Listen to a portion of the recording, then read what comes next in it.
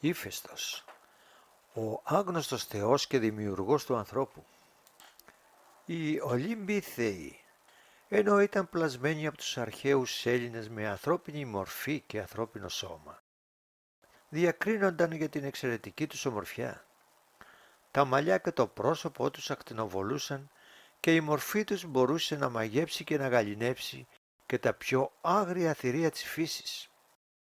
Τα σώματά τους ήταν αρμονικά πλασμένα με τις τελειότερες αναλογίες. Όμως ανάμεσά τους ζούσε και ένας θεός που εκτός από την ακατανίκητη δύναμή του και την αθανασία του δεν έμοιαζε καθόλου με τους υπόλοιπους. Αυτός ήταν ο Ήφαιστος, ο θεός προστάτης της φωτιάς, της σιδηρουργίας, των πέτρινων κατασκευών και της γλυπτικής. Γιος του Δία και της Σύρας, από τη γέννησή του ακόμα γνώρισε την εγκατάλειψη, τον εκδιωγμό και την περιφρόνηση. Ο Ήφαιστος είναι ο πιο άσχημος από τους θεούς, μαυριδερός και κουτσός, τόσο που η αποκρουστική του όψη τον κάνει ανεπιθύμητο μεταξύ των υπόλοιπων θεών του Ολύμπου. Παρουσιαζόταν με παχιά και μακριά γενιάδα, με χοντρά και άσχημα χαρακτηριστικά. Επιπλέον ήταν κοντός και χοντρός, με αδύναμα πόδια που δεν μπορούσαν να συγκρατήσουν εύκολα το βάρος του. Είχε δασίτριχο στήθος και τα μπράτσα του ήταν τεράστια από τη συνεχή δουλειά στο εργαστήρι του. Σχετικά με τα πρώτα χρόνια της ζωής του και την αναπηρία που αντιμετώπιζε με το πόδι του, δίδονται πολλές και ποικίλες εξηγήσεις. Μία παράδοση μας αναφέρει ότι η Ήρα, μόλις γέννησε τον Ήφαιστο επάνω στον Όλυμπο, ζήτησε να δει το μωρό της. Μόλις όμως αντέκρισε το κουτσό και μαυριδερό βρέφος που της παρουσίασαν, έγινε έξω φρενών. Πώς ήταν δυνατόν να γεννήσει αυτή, μία πανέμορφη θεά, ένα τόσο άσχημο μωρό? Σκέφτηκε ότι δεν θα μπορούσε με κανέναν τρόπο να αντιμετωπίσει τις κοροϊδίες των υπόλοιπων θεών και τα ειρωνικά τους γέλια. Έτσι λοιπόν άρπαξε μανιασμένη το μωρό και το πέταξε από τον Όλυμπο. Ο Ήφαιστος κατέληξε στον ωκεανό. Εκεί τον βρήκαν και τον περιμάζεψαν η Θέτιδα και η Ευρυμόνη.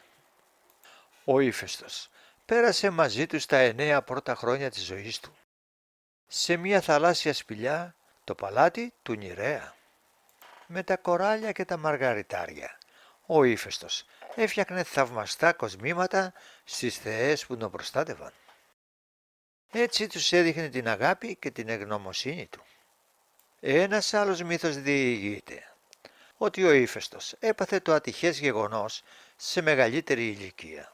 Ήτανε μια μέρα, όπως πολλές άλλες, που το θεϊκό ζευγάρι ο Δίας και η Ήρα μάλωναν. Οι φωνές της πρώτης θεάς αντιχούσαν σε ολόκληρο τον Όλυμπο και προκαλούσαν τα σχόλια των υπολείπων. Δεν μπορούσε να διανοηθεί πως κατάφερε ο σύζυγός της, παρόλες τις δικές της προσπάθειες να τον παρακολουθεί συνέχεια, να συνάψει ερωτικές σχέσεις με τη θνητή την Αλκμήνη. Το χειρότερο από όλα ήταν ότι απέκτησε μαζί της και ένα γιο, τον Ηρακλή. Ο Δίας άρχισε να αστράφτει και να βροντά από τα νεύρα του. Δεν άντεχε άλλο την αρρωστημένη ζήλια της Ήρας.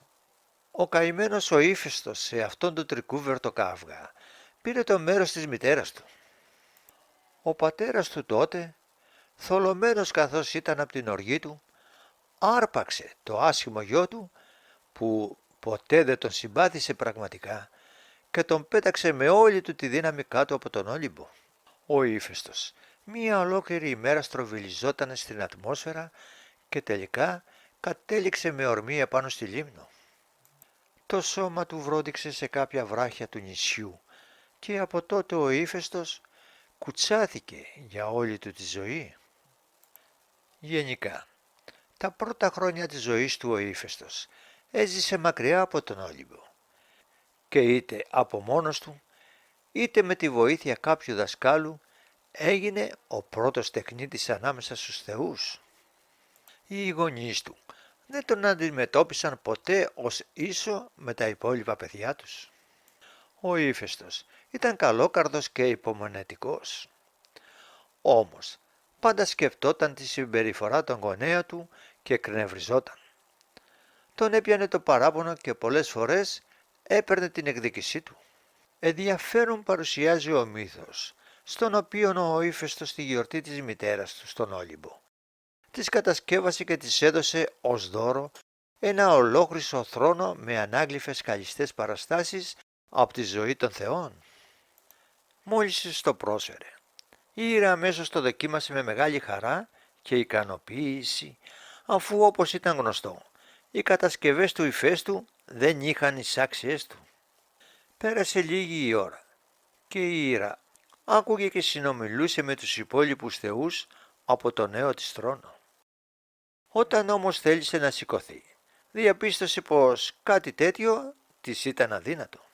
Ο Ήφαιστος την είχε εχμαλωτήσει με αόρατα δεσμά, τα οποία κανείς άλλος δεν ήταν ικανός να τα λύσει. «Αυτό είναι το δώρο μου για σένα, μητέρα, και για την αγάπη που μου έδειξες όταν ήμουν μικρός. Τι φταίω εγώ που γεννήθηκα άσχημος και μαυριδερός και με πέταξες από τον Όλυμπο?» της είπε. Μάταια παρακαλούσε η Ήρα να την απελευθερώσει. Μάταια και οι υπόλοιποι θεοί να το μεταπίσουν μαλώνοντάς τον. Μάταια και ο Άρης θέλησε με τη βία να του αλλάξει γνώμη, καθώς ο Ήφαιστος τον αντιλήφθηκε έγκαιρα και του πέταξε ένα αναμένο δαυλό, κάνοντάς τον να πάει και να κρυφτεί πίσω από τις θεές. Στη συνέχεια αποχώρησε για το αγαπημένο του νησί, τη Λίμνο, όπου ο φίλος του ο Διόνυσος κατάφερε, αφού τον μέθησε πρώτα με κρασί, να το μεταπίσει και να ταξιδέψουν στη συνέχεια πίσω στον Όλυμπο. Εκεί ο Δίας απέτησε από τον Ήφαιστο να απελευθερώσει τη μητέρα του, καθώς όπως του είπε παρατράβηξε το αστείο. Ο Ήφαιστος του απάντησε πως θα το έκανε με την προϋπόθεση ο ίδιος να του ικανοποιούσε μία χάρη. Αφού δέχτηκε ο Δίας, ο Ήφαιστος έλυσε τα δεσμά της Ήρας και τότε ζήτησε από το Δία τη χάρη που του υποσχέθηκε. Μπροστά σε όλους τους θεούς, ο Ήφαιστος ζήτησε από το Δία για γυναίκα του την Αφροδίτη. Όλοι ζάστησαν, όλοι μείναν έκπληκτοι. Κανείς δεν το πίστευε ότι ο πιο άσχημος άντρας θα παντρευτεί την ομορφότερη θεά. Περισσότερο από όλους ντράπηκαν η Αφροδίτη και ο Δίας, καθώς ήταν υποχρεωμένος να τιμήσει το λόγο του.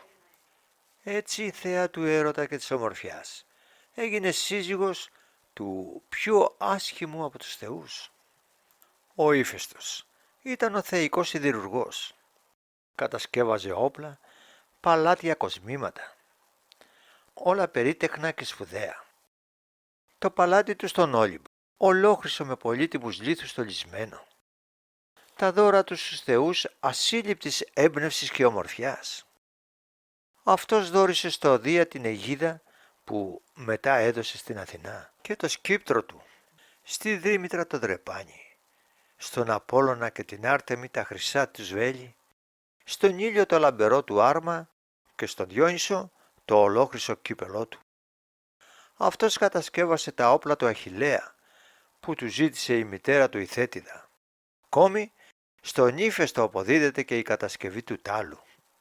Ο τάλος ήταν ένα τεράστιο ανθρωπόμορφο χάλκινο κατασκεύασμα, το οποίο ο Θεός δώρισε στο βασιλιά της Κρήτης Μίνωα. Ο τάλος προστάτευε ολόκληρο το νησί, καθώς με τα τεράστια βήματά του ήταν ικανός να ταξιδεύσει τόσο γρήγορα που λέγεται ότι έκανε 3 φορές το γύρο του κόσμου σε μία ημέρα. Ο προστάτης της Κρήτης, που κατέστρεφε με την καυτή του ανάσα όποιο εχθρικό πλοίο στρεφόταν ενάντια στο νησί, απενεργοποιήθηκε τελικά από τους αργοναύτες, οι οποίοι στο γυρισμό τους από την Κοχλίδα και με τη βοήθεια της μάγισσας Μύδιας, η οποία του προκάλεσε σύγχυση, κατάφεραν να τον τραυματίσουν στο πόδι, από όπου έτρεξε από τη μοναδική του φλέβα σαν λιωμένο μέταλλο το αίμα του. Δεν ήταν όμως οι μόνες κατασκευές του. Λιγότερες γνωστές είναι ακόμα οι χρυσές κοιλίδωνες. Ήσαν χρυσά κινούμενα αγάλματα, κατασκευασμένα από τον ύφεστο, είτε με τη μορφή γυναικών, είτε με τη μορφή παρόμοια των Σιρηνών, που είχαν το χάρισμα του τραγουδιού και είχαν δοθεί στο ναό Απόλλωνα στους Δελφούς. Ο Καυκάσιος αετός ήταν γιγαντιαίος χάλκινος αετός, κατασκευασμένος από τον ύφεστο, ο οποίος είχε ως αποστολή να κατατρώγει το αναπαραγόμενο σηκώτη του Τιτάνα Προμηθέα, ο οποίος είχε ελισοδεθεί από τον Δία στο Κάφκασο, διότι είχε παραδώσει στους θνητούς τη φωτιά. Ο αετός άλλοτε περιγράφεται ως χάλκινο αυτόματον κατασκεύασμα από τον ύφεστο και άλλωστε ως μέλος πλασμάτων γεννημένος από το δαίμονα Έχιδελα.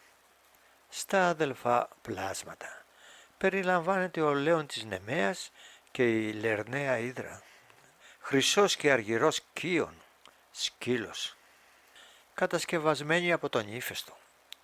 Ήσαν ζεύγος σκύλων φυλάκων, ένας χρυσός και ένας αργυρός, αθάνατοι και αγέραστοι, οι οποίοι είχαν ως αποστολή να φυλάνε την είσοδο του παλατιού του βασιλιά των Φεάκων, Αλκίνου, πατέρα της Ναυσικάς.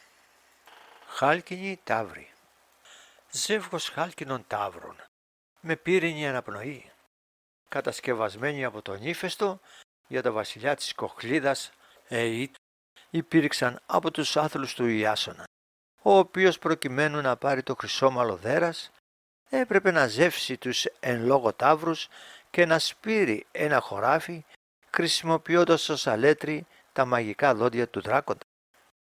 Χρυσές κόρες, ζεύγος χρυσών πανέμορφων κορασίδων, κατασκευασμένων από τον ύφεστο, οι οποίες διέθεταν το χάρισμα του λόγου και της σκέψης, με αποστολή να υπηρετούν τον ύφεστο στην Ολύμπια κατοικία του. Καβυριακή ύπη, ήταν ζεύγος χάλκινων ύπη, με πύρινη ανάσα, κατασκευασμένη από τον ύφεστο, οι οποίοι είχαν ως αποστολή να σύρουν το άρμα των καφύρων. Χρυσοί τρίποδες, αποτελούνται από 20 χρυσούς αυτοκινούμενους τρίποδες με τροχούς, τους οποίους είχε κατασκευάσει ο ύφεστος προκειμένου να μετακινούνται οι θεοί στις αίθουσες του Ολύμπου κατά τη διάρκεια των εορτών. Η Λίμνος είναι ένα ηφαιστειογενές νησί και η κυριότερη μορφή του, ο Μόσχυλος, έγινε το σημαντικότερο κέντρο της λατρείας του ηφαίστου. Ο ύφεστος είναι εξαιρετικά σημαίνον θεός, καθώς σχετίζεται με τη φωτιά, νοητικό πυρ, γνώση. Μπορεί ο Προμηθέας να κλέψει τη φωτιά, νοητικό πυρ, γνώση, για να το χαρίσει στους ανθρώπους. Δημιουργός όμως τόσο της φωτιάς, όσο και των ανθρώπων ήταν ο ύφαιστος.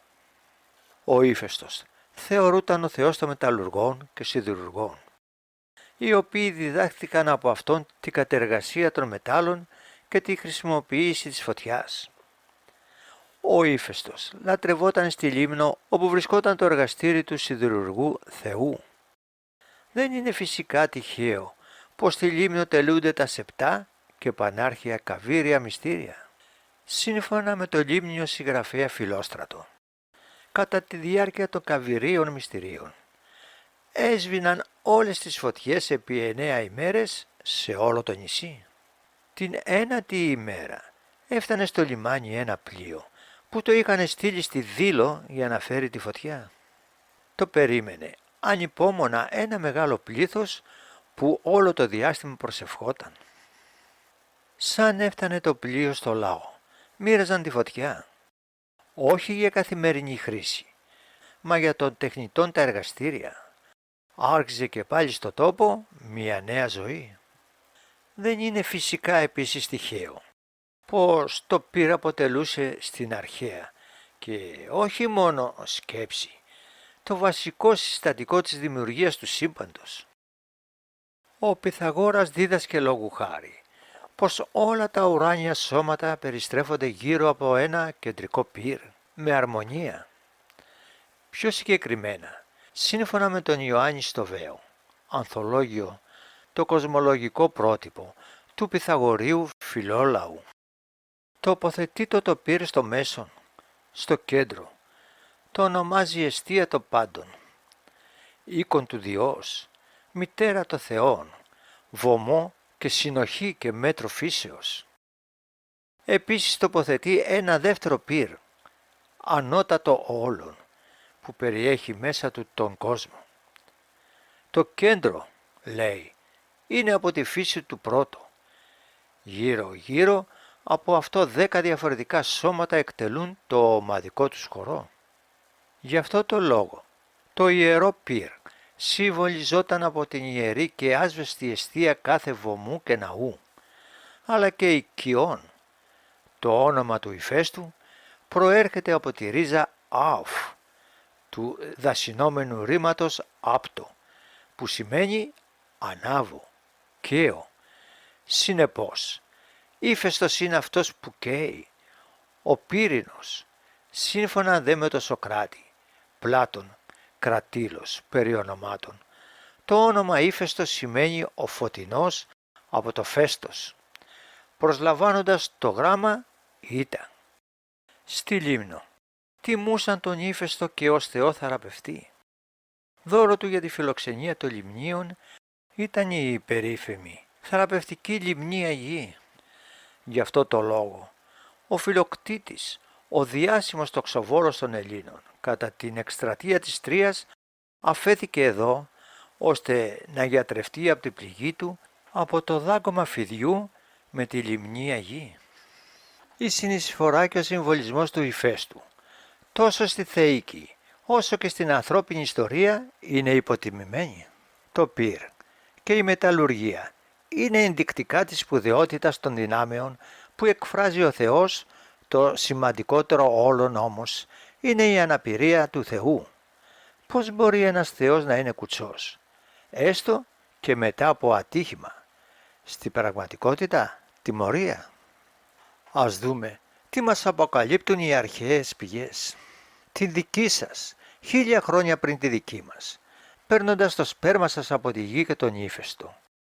Προτέραν μεν την παρ ημίν έτεσιν, χιλής εκ γης τε και ηφαίστου, το σπέρμα παραλαβούσαν ημών, λέγει ο Αιγύπτιος ιερέας στο Σόλωνα, αναφερόμενος στην πόλη των Αθηνών. Τιμαίος 23. Τι θα υποστήριζε κανείς για τη δημιουργία του ηφαίστου? Όπως μας λέγει ο Πρόκλος, στο εις Τιμίων Πλάτωνα βιβλίο Α, 142,22 και 144,19, ότι ανήκει ο ύφεστος στη δημιουργική σειρά και όχι στη ζωογονική ή στη συνενοχική, συνενετική ή σε κάποια άλλη σειρά.